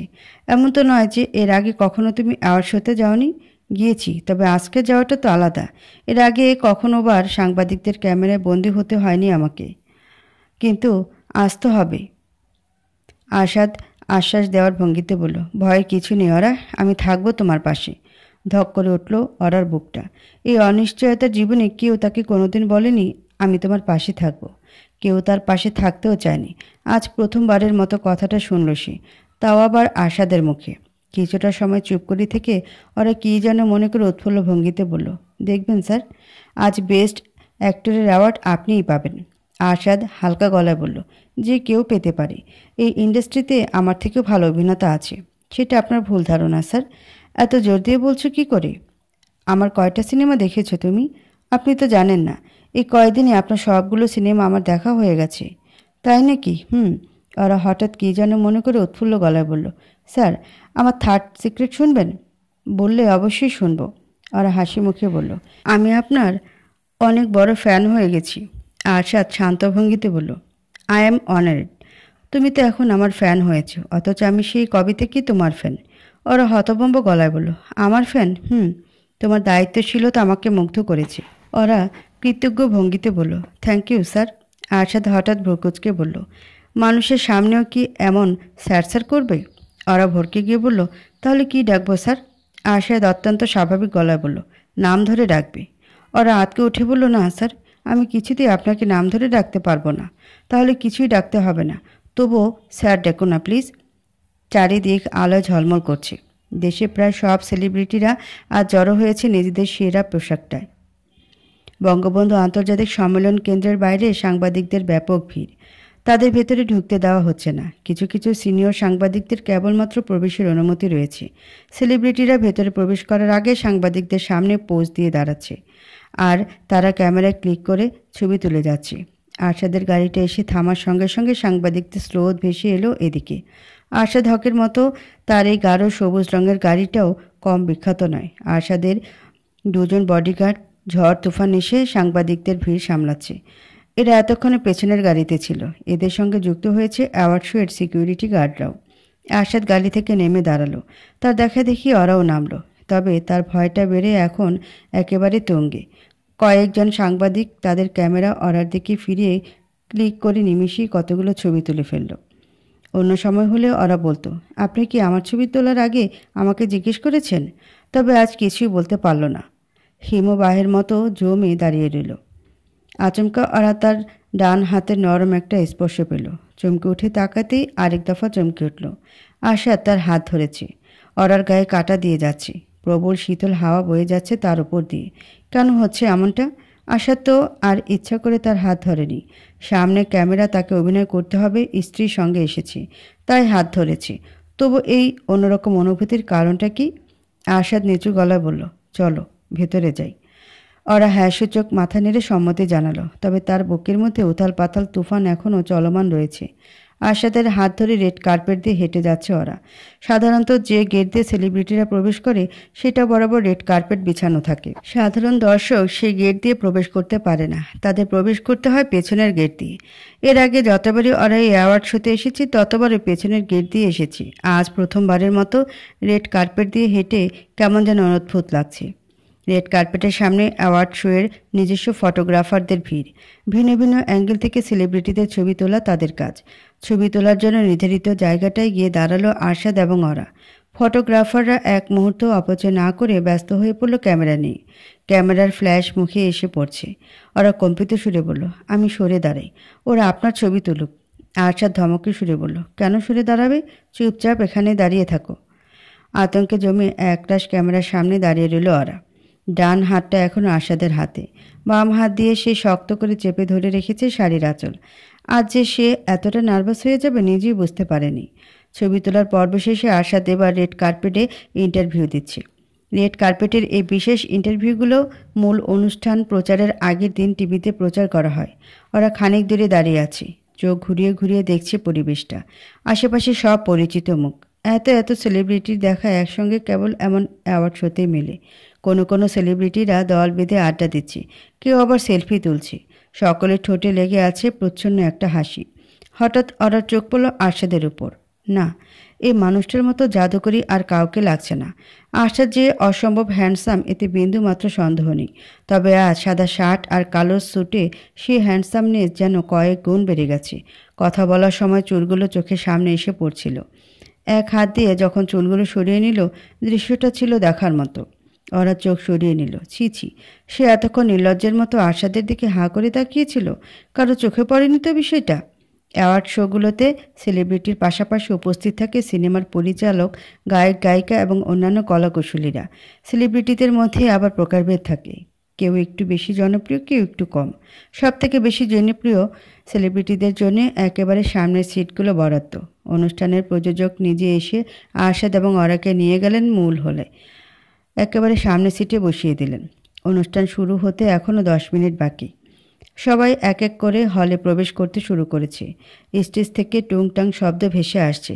পারফরমেন্সের শেষ প্রস্তুতি নেওয়া হচ্ছে। প্রথম পারফরমেন্সটা তাহলে গানেরই হবে। স্যার, থমথমে দৃষ্টিতে আরশাদ তাকালো ওরার দিকে। সঙ্গে সঙ্গে ওরার মনে পড়ল গাড়িতে তাদের মাঝে হওয়া কথোপকথনের কথা। বলো, ওরা নিচু সুরে বলল। এত এত ক্যামেরা আপনি সহ্য করেন কি করে? আরশাদ ক্ষীণ হাসি হেসে বলল, একবার ক্যামেরার মুখোমুখি হয়েই বিরক্ত হয়ে গেছো? বিরক্ত ঠিক না, নার্ভাস। মানুষের এত অ্যাটেনশন পেয়ে আমি অভ্যস্ত নই তো। শুরুতে আমারও নার্ভাস লাগতো, অথচ এখন এতটাই অভ্যস্ত হয়ে গেছি যে সামনে ক্যামেরা না থাকলে বরং অস্থির লাগে। অনুষ্ঠান সময় মতোই শুরু হলো। ওরার ধারণাই সঠিক হলো। প্রথম পারফরমেন্সটা হলো গানের, তাও আবার উচ্চাঙ্গ সঙ্গীতের। ওরা ভেবে পায় না এমন জমকালো অনুষ্ঠানের সূচনা কী করে উচ্চাঙ্গ সঙ্গীতের মতো গুরু গম্ভীর জিনিস দিয়ে হতে পারে। প্রথম পারফরমেন্সের পর আয়োজকরা ছোট ছোট বক্তৃতা দিলেন। দেশের দুজন বিখ্যাত অভিনেতা অনুষ্ঠানের সঞ্চালনা করছে। 2 মিনিট পর পর তারা জোকস বলে দর্শকদের হাসানোর ব্যর্থ চেষ্টা করছে। ভদ্রতার খাতিরে 2-1 সেই জোকসে হাসলেও বেশিরভাগের ঠোঁটে নীরবতা। বেশিরভাগের সেই দলে রয়েছে আশাদও। তার মুখভঙ্গি দেখে মনে হচ্ছে যেন পারলে স্টেজে উঠে ওই দুজনকে তুলে আছাড় মারবে। শুরু হলো পুরস্কার বিতরণ পর্ব। সবার আগে যথারীতি আজীবন সম্মাননা পুরস্কার। এবারের আজীবন সম্মাননা পেলেন 80 দশকের জনপ্রিয় অভিনেত্রী জাহানারা কবির। এরপর আরও একটা পারফরমেন্স। এই সময়ের আলোচিত অভিনেত্রী শেহনাজের নাচ মোটেও মন করা ছিল না। আমাদের দেশের বেশিরভাগ নায়িকারাই নাচ জানে না। হাসিমুখে তারা গানের তালে হাত পা নাড়ে, আর তা দেখেই বিনোদিত হয় দর্শকদের অনেক বড় একটা অংশ। পারফরম্যান্স যথেষ্ট বাজে হলেও সকলে হাততালি দিল, আরশাদ ব্যতীত। এবারে সে থমথমে দৃষ্টিতে তাকিয়ে রইল স্টেজের দিকে। তার মুখভঙ্গি দেখে এবার মনে হচ্ছে পারলে সে এখনই উঠে বাড়ি চলে যায়। শেহনাজের পারফরমেন্সের পর বেশ কতগুলো অ্যাওয়ার্ড পরপর বিতরণ করা হলো। সেরা কস্টিউম ডিজাইনার, সেরা চিত্রগ্রাহক, সেরা সম্পাদক, সেরা শব্দগ্রাহক, সেরা প্রোডাকশন ডিজাইনার। পর্দার পেছনের এই মানুষগুলিকে অনুপ্রেরণা দেওয়ার দরকার আছে। এরা না থাকলে একটা সিনেমা নিজের পায়ে উঠে দাঁড়াতে পারে না। এরপর শুরু হলো সঙ্গীত বিভাগের পুরস্কার বিতরণ। সেরা সুরকার, সেরা গীতিকার, সেরা গায়িকা আর সেরা গায়ক। আরও একটা পারফরমেন্স। গিটার হাতে স্টেজে উঠে গেল সঙ্গীতশিল্পী শাহরিয়ার। নিজের ক্যারিয়ারে সবথেকে জনপ্রিয় গানগুলো পরপর গেয়ে গেল সে। নিঃসন্দেহে এটা আজ রাতের সেরা পারফরমেন্স। শাহরিয়ারের মাদকময় কণ্ঠ এবং গানের অর্থবহ কথায় বোধ হয়ে রইল গোটা হল। পারফরমেন্স শেষে হাতেতালিতে ফেটে পড়ল সকলে। এমনকি এবার আরশাদও শান্ত ভঙ্গিতে হাততালি দিল। এবার শুরু হলো প্রধান প্রধান অ্যাওয়ার্ড বিতরণের পালা। সেরা সিনেমা, সেরা পরিচালক, সেরা চিত্রনাট্য, সেরা অভিনেত্রী এবং সেরা অভিনেতা। এই 5টি ক্যাটাগরিকে প্রধান বলে বিবেচনা করা হয়। প্রত্যেকটা ক্যাটাগরিতেই আরশাদের গত বছরের সফল সিনেমা দুর্জয়ের দুর্দিন মনোনীত হয়ে আছে। সেরা সিনেমা এবং চিত্রনাট্যের জন্য পুরস্কৃত হলেন এস আলম। তিনি দুর্জয়ের দুর্দিন সিনেমার চিত্রনাট্যকার এবং পরিচালক। সেরা সিনেমার পুরস্কারটাও জিতে নিল দুর্জয়ের দুর্দিন। বাইরের দেশের অ্যাওয়ার্ড শোগুলোতে সাধারণত সিনেমার সঙ্গে জড়িত সকলকে ডাকা হয় এই পুরস্কার গ্রহণের জন্য। তবে সানরাইজ স্টার অ্যাওয়ার্ডের দীর্ঘদিনের নিয়ম, সিনেমার প্রযোজক একা এসে এ পুরস্কার গ্রহণ করবেন। প্রযোজক সাহেব পুরস্কার হাতে দীর্ঘ বক্তৃতা দিলেন। অবশ্য বক্তৃতা বললে ভুল হবে, তিনি যা করলেন তাকে বলে প্রশংসা। পুরোটা সময় জুড়ে তিনি আরশাদের প্রশংসা করে গেলেন। তার মতে একমাত্র আরশাদের কারণেই তার সিনেমা এতটা ব্যবসা সফল হয়েছে। আরশাদ সিনেমা ছিল বলেই আজ সেরা সিনেমার পুরস্কার তার হাতে। সবশেষে পুরস্কারটা তিনি আরশাদের উদ্দেশ্যে উৎসর্গও করলেন। অদ্ভুত ব্যাপার, ইন্ডাস্ট্রির বেশিরভাগ নায়ক নায়িকাদের স্বভাব যেখানে যাবে মিষ্টি ভাষা প্রযোজকের প্রশংসা করা, যাতে পরবর্তীতে তার প্রযোজনার সিনেমায় ওই নায়ক বা নায়িকাকে ডাকা হয়। আর এখানে প্রযোজক নিজে আরশাদের প্রশংসা করছেন। একেই বলে সুপারস্টার। এবার শুধু দুটো পুরস্কার বিতরণ বাকি, সেরা অভিনেত্রী এবং সেরা অভিনেতা। এই দুটো পুরস্কার কে জিতল জানার জন্যই মূলত দর্শক মুখিয়ে থাকে। তবে তার আগে আরও একটি পারফরম্যান্স। 3 জন নায়ক এবং 3 জন নায়িকা জুটি বেঁধে নাচলেন। 2 জুটির নাচ হয়েছে একেবারে অক্ষত এবং এক জুটি সব থেকে সুন্দর। পারফরম্যান্সের শেষের দিকে 6 জন একসঙ্গে স্টেজে এসে নাচলেন। এই মুহূর্তটা অবশ্যই সুন্দর ছিল। সেরা অভিনেত্রী পুরস্কার জিতল নায়িকা মোহর, তার অভিনীত সিনেমা ব্যস্ততার জন্যে। ওরা ভেবেছিল এই পুরস্কারটা দুর্জয়ের দুর্দিন এই নায়িকা কেয়া পাবে। অবশ্যই কেয়ার পুরস্কার পাবার কথাও নয়। নায়িকা হলো দুর্জয়ের দুর্দিনে তার চরিত্র একেবারেই সামান্য। তাছাড়া কেয়ার থেকে মোহরের জনপ্রিয়তাও বেশি। প্রবীণ অভিনেতা খলিল আহমেদ স্টেজে উপস্থিত হলেন। সেরা অভিনেতার নাম তিনিই ঘোষণা করবেন। সমগ্র হল জুড়ে নীরবতার বিচিত্র হাওয়া। সেরা অভিনেতার নামটা শোনার জন্য সকলে উদ্গ্রীব হয়ে আছে। প্রবীণ অভিনেতাদের এক অভ্যাস হলো পুরস্কার বিজয়ের নাম ঘোষণার আগে তাকে নিয়ে একটু গল্প করা। খলিল আহমেদের তার ব্যতিক্রম নন। তিনি মাইক হাতে দারাজ গলায় বললেন, যে ছেলেটা অ্যাওয়ার্ড পেয়েছে তার সঙ্গে একটা মাত্র সিনেমায় অভিনয় করার সুযোগ হয়েছে আমার। সকালে সেটে এসে পা ছুঁয়ে সালাম করলো আমাকে। আজকাল নায়কদের মধ্যে এমন ভদ্রতা লক্ষ্য করা যায়। আমি অবাক হয়ে তাকে জিজ্ঞেস করলাম, তুমি এত ভালো অভিনয় করো কি করে? সে মিষ্টি হেসে বলল, আপনার কাছ থেকে শেখা স্যার।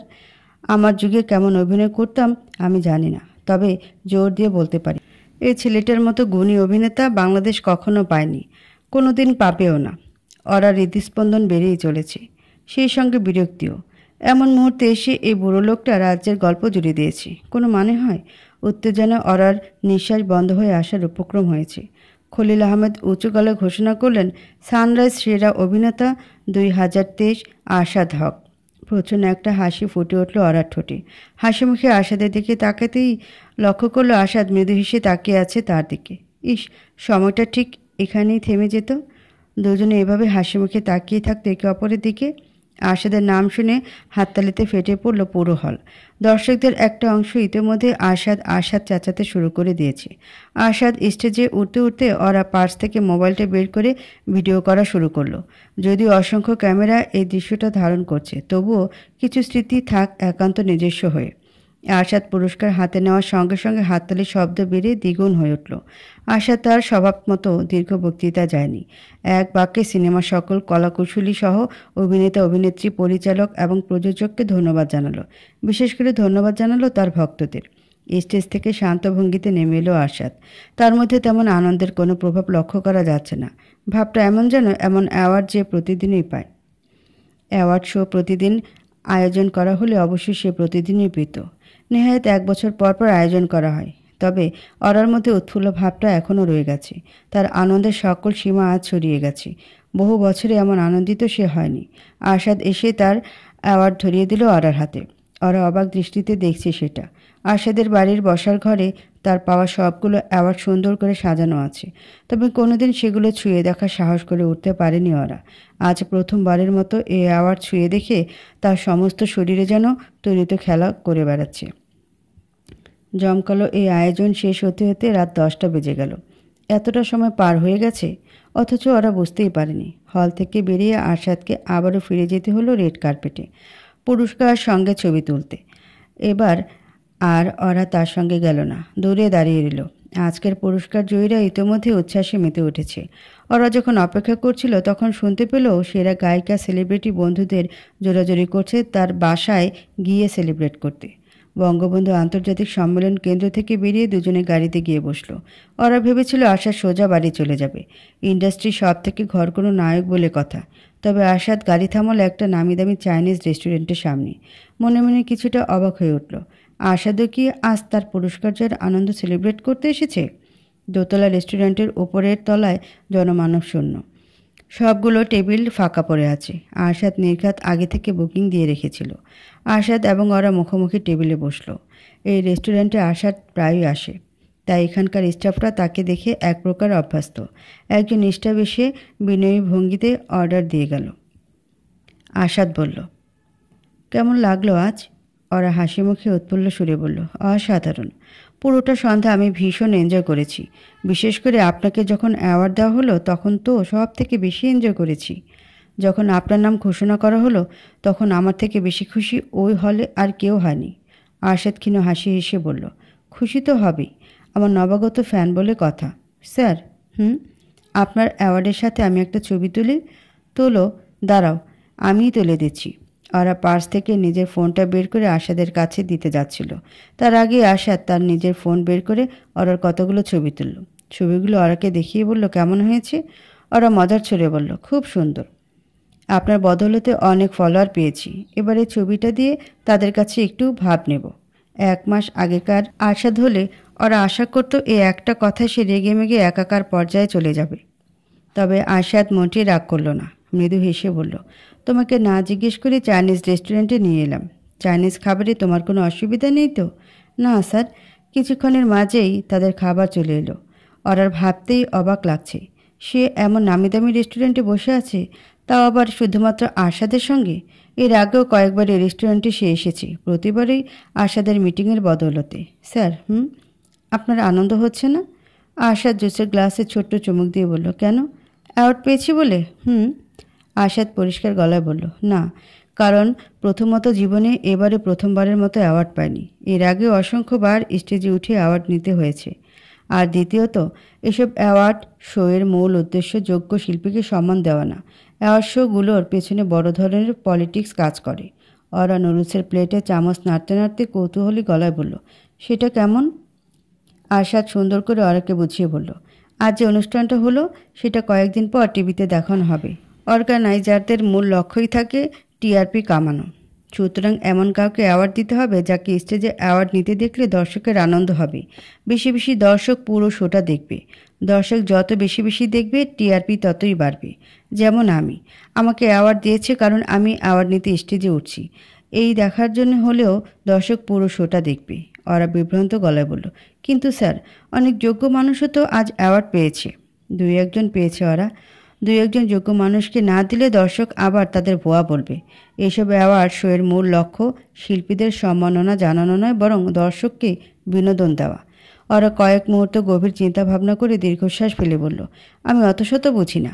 আমার মতে এই অ্যাওয়ার্ডের উপরে অধিকার আপনারই সব থেকে বেশি। আরশাদ জানে এই মেয়েটার সঙ্গে তর্কে জড়িয়ে কোনো লাভ নেই, তাই সে চুপ করে রইল।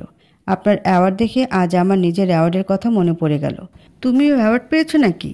ওরা হাসি হাসি গলায় বলল, পেয়েছিলাম স্কুলে থাকতে। কেবল ক্লাস 1 বা 2তে পড়ি। মা তখনও বেঁচে ছিল। আমার স্কুলে সেবার যেমন খুশি তেমন সাজো প্রতিযোগিতা। আমি কাঁধে একটা ঝুড়ি আর মাথায় গামছা বেঁধে সেজেছি পাতা কোরানি। সেদিন অতিরিক্ত এক্সাইটমেন্টে অনুষ্ঠান শুরু হওয়ার অনেক আগে স্কুলে পৌঁছে যাই। হেড স্যার আমাকে দেখে বললেন, পাতা কোরানি যখন সেজেছিসই তখন গিয়ে মাঠের সবগুলো পাতা কুড়িয়ে আয় যা।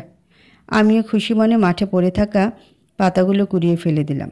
ওই দিন আমার সাজ হয়েছিল সবার থেকে খারাপ। তবুও পাতা কুড়িয়েছি বলে হেড স্যার আমাকে 3rd প্রাইজ দিলেন। একটা কাচের প্লেট, সেই প্লেট নিয়ে নাচতে নাচতে আমি বাড়ি ফিরছি। হঠাৎ কিসের সঙ্গে যেন হোঁচট খেয়ে পড়ে গেলাম। আমার অ্যাওয়ার্ড ভেঙে 2 টুকরো হয়ে গেল। তাহলে দেখো, সব অ্যাওয়ার্ড শোতেই পলিটিক্স আছে। তুমি ভালো সাজনি, তবুও পাতা কুড়িয়েছো বলে তোমাকে 3rd প্রাইজ দেওয়া হয়েছে। ওরা বিস্মিত গলায় বলল, তাই তো। একটা ব্যাপার খেয়াল করেছো ওরা? কি ব্যাপার স্যার? আমাদের জীবন যতটাই যন্ত্রণায় জড়িয়ে থাকুক না কেন, কোনো না কোনো সুখের স্মৃতি ঠিকই খুঁজে বের করা যায়। তোমার ছোটোবেলাটা ট্রমার মধ্যে কাটলেও তোমার কাছে আনন্দ করে গল্প করার মতো স্মৃতি আছে। আপনার কাছেও নিশ্চয়ই আছে। আমার কাছে তো সুখের স্মৃতি তৈরির রাস্তা একটা মেশিন আছে। কি সেটা? আরশাদ মলিন সরে বলল, কথা। মেয়েটার সাথে কাটানো প্রতিটা মুহূর্ত আমার কাছে আনন্দের। ও যখন আমার আশেপাশে থাকে কেবল তখনই আমি আমার যন্ত্রণাগুলো ভুলে থাকতে পারি। ওরা দীর্ঘ নিঃশ্বাস ফেলে বলল, মিস করি কথাকে খুব। আমিও। কোথাও যেন হারিয়ে গেল আরশাদ। মেয়ের কথা মনে পড়তে আজকাল মনে কালো মেঘ জমা হয়। মাস 2 হলেও কথা তার দৃষ্টিসীমার বাইরে। ফোনে যদিও রোজ কথা হয়, তবে ফোনে কি আর মানুষের সূক্ষ্ম অনুভূতিগুলো অনুভব করা যায়? চিন্তার জগৎ থেকে বেরিয়ে এলো আরশাদ। আজকের দিনটাকে সে কোনো রকম গম্ভীর ভাবনা দিয়ে নষ্ট করবে না, অন্তত অরার জন্যে না। আরশাদের অ্যাওয়ার্ড প্রাপ্তিতে মেয়েটা ভীষণ খুশি হয়েছে। আনন্দে তার চোখমুখ ঝলমল করছে। আচ্ছা, তাকে আরেকটু আনন্দিত করে দিলে কেমন হয়? আরশাদ ছোট্ট দীর্ঘ শ্বাস গোপন করে বলল, বাদ দাও, একটা সিক্রেট শোনো। নিমিষেই ওরার চোখ দুটো ব্যাপক আগ্রহ খেলে গেল। আরশাদের সিক্রেটগুলো নিয়ে তার আগ্রহের কোনো কমতি নেই। বলুন। আরশাদ রহস্য মিশ্রিত গলায় বলল। শোনার পরে আবার মনে মনে ধাক্কা খেও না। ধাক্কা খেতে পারি এমন কোনো সিক্রেট? খানিকটা। ওরা হাসি মুখে বলল, তাহলে আগেভাগে নিজেকে সামলানোর প্রস্তুতি নিয়ে রাখছি, আপনি বলুন। You are my best friend. নিজেকে সামলে নেওয়ার প্রস্তুতি ওরার বিফলে গেল। মনে মনে সে প্রচণ্ড গতিতে ধাক্কা খেল। সে কি ঠিক শুনল? আরশাদ কি ঠিক বলল? ওরার পুরো পৃথিবীটা তার চোখের সামনে ঘুরপাক খাচ্ছে। ওরা হতবিহ্বল হয়ে বলল, বেস্ট ফ্রেন্ড? আমি? হ্যাঁ। কি হলো? সামলাও নিজেকে। প্রচণ্ড বিরক্তি নিয়ে টেবিলের দিকে তাকিয়ে রয়েছে ওরা। টেবিল জুড়ে রাজ্যের খাবার দাবার। একপাশে বাঙালি নাস্তা, পরোটা, গোস্ত, ডিম ভাজা, দই, চিরা, কেটে রাখা ফল। আরেক পাশে ইংরেজি নাস্তা, টোস্ট, বিনস, সসেস, স্পাউটস। টেবিলের ঠিক মাঝখানে বড় একটা কাচের জগে ফলের রস। এই সমস্ত নাস্তা আব্দুল তৈরি করেছে ওরার একার জন্যে। সে কি বাঘ না সিংহ যে এত খাবার তার একার জন্যে বানাতে হবে? ওরা রান্নাঘরের দিকে এগিয়ে গেল। এই লোকটাকে আজ কঠিন ভাষায় একটা ধমক দিতেই হবে। আব্দুল ভাই। আব্দুল তার সহকারী বাবুর্চিকে সবজি কাটার ধরন শিখিয়ে দিচ্ছিল। সকালে নাস্তা তৈরির সঙ্গে সঙ্গে তার মাথায় ঘুরপাক খায় দুপুরের খাবারে কী রান্না হবে। ওরাকে দেখে সে একগাল হেসে বলল, জি আফা। ওরা থমথমে গলায় বলল, এত খাবার আপনি আমার একার জন্য বানিয়েছেন? যে পরিমাণে খাবার আপনি বানিয়েছেন তাতে তো পুরো এলাকার নাস্তা হয়ে যাবে। আব্দুল মুখের হাসিটা এখনও বজায় রেখে বলল, আপনি কি খাইবেন তা তো আফা আমি জানি না, তাই বাংলা ইংলিশ 2 টাইপই করছি। 2 টাইপের নাস্তা বানাতে হবে না। আমার জন্য বাঙালি নাস্তা বানালেই চলবে। স্যার যখন বাড়িতে থাকবে তার জন্য ইংলিশ বানাবেন। আর পরিমাণটা একটু বুঝতে শিখুন আব্দুল ভাই। আপনার কারণে প্রতিদিনই খাবার নষ্ট হয়, এটা তো ঠিক না। আচ্ছা আফা, আপনি যেরকম বলবেন সেই রকমই রান্না হইবে। ওরা রান্নাঘর থেকে বেরিয়ে গেল। আরেকজনের ধমক পাওনা আছে, মতিউর। এই লোকটা দিন দিন ফাঁকিবাজি চূড়ান্ত পর্যায়ে পৌঁছে গেছে। স্টাফরা বসার ঘরে পরিষ্কার করছে, মতিউর পাশে দাঁড়িয়ে তার তদারকি করছে। ওরা মতিউরের সামনে গিয়ে বলল, মতিউর ভাই, আন্টির ঘরের ফ্যানটা সারিয়েছেন? মতিউর জিভে কামড় দিয়ে বলল, ভুলে গেছি আফা। ওরা ভ্রু কুচকে বলল, ভুলে গেলে কি করে চলবে মতিউর ভাই? 1 মাস ধরে দেখছি ওই ফ্যান বন্ধ পড়ে আছে। আপনাকে কতবার বললাম ইলেকট্রিশিয়ান এনে ফ্যানটা সারিয়ে নিন। আন্টি যদি হুট করে একদিন চলে আসেন আর এসে দেখেন ওনার ঘরের ফ্যান নষ্ট, তখন কি একটা অবস্থা হবে? আপনি চিন্তা করেন না আফা, আমি অহনই ইলেকট্রিশিয়ানরে খবর দিতেছি। আর শুনুন, সপ্তাহে অন্তত একদিন বাড়ির সবগুলো ফ্যান লাইট চেক করে দেখবেন ঠিকমতো কাজ করছে কিনা। ঠিক আছে আফা, আপনার সংসার, আপনি যেমন চান তেমনই হইব। কথাটা কেমন হকচকে উঠল ওরা। সংসারের মতো ভারী শব্দটা ঠিক হজম করতে পারছে না সে। প্রতিটা মেয়ে নাকি স্বপ্ন দেখে নিজের একটা সংসারের, যে সংসারের প্রতিটি কোণা জুড়ে থাকবে কেবল তারই বিচরণ, যাকে সে নিজের মতো করে গোছাবে, নিজের মতো সামলাবে। এই বাড়িটাই কি ওরা সংসার? কই না তো, সে তো এ বাড়ির কোনো সদস্য নয়। 1 বছরের জন্য অতিথি হয়ে এসেছে, 1 বছর পরে চলে যাবে, ব্যাস এটুকুই। তাহলে কেন সে এ বাড়িটা নিয়ে এত মাথা ঘামাচ্ছে? এ বাড়ির কোনো একটা ফ্যান নষ্ট হয়ে পড়ে থাকলে তার কেন রাতের ঘুম হারাম হয়ে যাবে? তাহলে কি মনের অজান্তে ওরা এই বাড়িটাকে নিজের সংসার ভাবতে শুরু করেছে? আর কিছু ভাবতে পারল না ওরা। গিয়ে বসলো নাস্তার টেবিলে। বাড়িটা আজ নিষ্প্রাণ হয়ে পড়ে আছে। আশা সে ভোরবেলা শুটিংয়ে বেরিয়ে গেছে। আজ তার শুটিং পোবাইলের একটা রিসোর্টে। পোবাইল জায়গাটা গাজীপুরের থেকেও দূরে। সকাল সকাল ঢাকা থেকে রওনা না দিলে সময় মতো গিয়ে পৌঁছানো যায় না। শুটিং শুরু হতেও হয় দেরি। ওরা এখনও আশাদের সঙ্গে শুটিংয়ে যাচ্ছে না। ওরাকে হঠাৎ শুটিং সেটে দেখে মানুষ বলতে পারে, আশাদ কেমন মানুষ, এখনও বউকে ম্যানেজার হিসেবে কাজ করাচ্ছে। পরিস্থিতি এখন মোটামুটি স্থির পর্যায়ে এসেছে। মানুষ ওই ভিডিওর কথা প্রায় ভুলেই গেছে। ওরা কেউ তারা আশাদের স্ত্রী হিসেবে ভালোভাবে গ্রহণ করেছে। এই মুহূর্তে এমন কোনো কাজ করা যাবে না যাতে তাদের মনে সন্দেহ ঢুকে যায়। তাই ওরা বাড়িতে থেকে যতটুকু সম্ভব কাজ করে। নাস্তা শেষ করে ওরা ক্লান্ত ভঙ্গিতে বসে রইল বসার ঘরের সোফায়।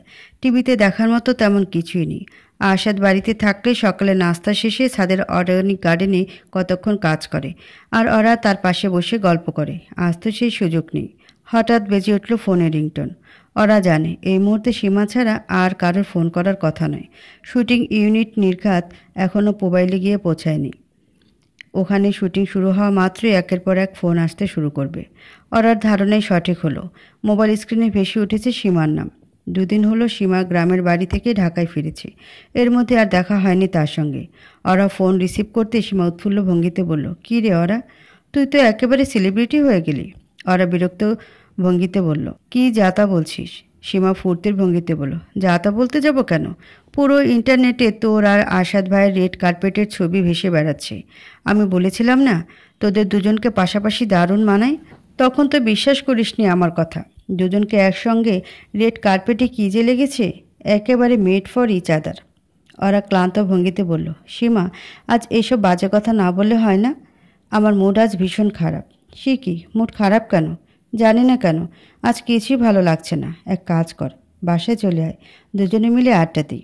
এখন যেতে পারবো না স্যার শুটিংয়ে, যে কোনো সময় আমাকে প্রয়োজন হতে পারে।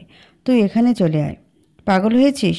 আমার হাতে কতগুলো প্রজেক্ট, তার হিসাব নেই। তুই এলেও কাজ করতে করতে কথা বলতাম। ওরা দীর্ঘশ্বাস ফেলে বলল, ও আচ্ছা, ভালো কথা। বিয়ে শাদি করে তুই কি পড়ালেখার কথা ভুলে গেছিস? ওরা ক্ষীণ সুরে বলল, ভুলিনি। ডিপার্টমেন্ট হেডের সাথে কথা বলে এসেছি, রেগুলার ক্লাসে যেতে পারবো না। পরীক্ষার সময় পরীক্ষা দিয়ে আসব। পরে যেন অ্যাটেন্ডেন্স নিয়ে কোনো ঝামেলা না করে। আর মাত্র একটা সেমিস্টারই তো বাকি আছে। তুই কি এরপর এমবিএ করবি? না, পড়াশোনার ঝামেলা থেকে মুক্তি পেলেই বাঁচি। এমনিতেই কাজের অনেক চাপ। তোকে তো বলেছি স্যার আমাকে তার প্রোডাকশন হাউসের দায়িত্ব দিতে যাচ্ছে। সীমা কৌতূহলে গলায় বলল, আচ্ছা ওরা, তুই যদি ভাইয়ের প্রোডাকশন হাউসের সিইও হয়ে যাস তাহলে তো আর ম্যানেজারগিরি করতে পারবি না। ওরা ভ্রুকুচকে বলল, ম্যানেজারগিরি আবার কেমন শব্দ? আহা বল না। না, স্যার তার জন্য নতুন ম্যানেজার খুঁজছে। বুঝেছি। এবার শোন, তোকে একটা জরুরি কথা জানাতে ফোন করেছি। কি কথা? ওই সিঙ্গাপুরের কথা মনে আছে? ইন্টারের পর যে ছেলেটা আমাকে বিয়ে করতে চেয়েছিল, বিয়ের পর পড়াশোনা করাতে চেয়েছিল, পড়াশোনা শেষে সিঙ্গাপুর নিয়ে যেতে চেয়েছিল। মনে আছে। কেন বলতো? ওই ব্যাটা তো এখনও বিয়ে না করে বসে আছে। ওরা অবাক কণ্ঠে বলল, বলিস কি, এখনও তোর জন্য বিয়ে করেনি? সীমা ধমকে সুরে বলল, গাধার মতো কথা বলবি না। ওরা আমার জন্য বিয়ে না করে বসে থাকবে কেন? ওই ব্যাটা আর সিঙ্গাপুরে ফিরে যায়নি। ঢাকায় নিজের বিজনেস দিয়েছে, স্বর্ণের বিজনেস। আগে তো বড়লোক ছিলই, এখন হয়ে দাঁড়িয়েছে তার দ্বিগুণ বড়লোক। ব্যবসা সামলাতে সামলাতে আর বিয়ে করা হয়নি। মাঝখানে নাকি বাবার সাথে দেখা হয়েছিল। বাবাকে বলেছে, আপনি অনুমতি দিলে এখন আমি আপনার মেয়েকে বিয়ে করতে রাজি। সে কি রে, এখনও তোকে বিয়ে করতে চায়? তা তোর মত কি? সীমা বিভ্রান্ত গলায় বলল, আমি জানি না। মা ছবি দেখিয়েছিল, চেহারা খারাপ না, ছেলেও নাকি আদব কায়দা জানে। তার থেকেও বড় কথা, এখন আর তার সিঙ্গাপুরে ফিরে যাওয়ার ভয় নেই। ঢাকায় ভালো বিজনেস আছে। তোর সমস্যা তো এটাই ছিল, সিঙ্গাপুরে গিয়ে থাকবি না। জানি, কিন্তু ব্যাপারটা কেমন জানি হয়ে গেল না। যে ছেলেকে বিয়ে করব না বলে বাবার সঙ্গে ঝগড়া করে ঢাকায় চলে এলাম, এত বছর বাড়ির সঙ্গে যোগাযোগ রাখলাম না, শেষমেশ তাকেই বিয়ে করব?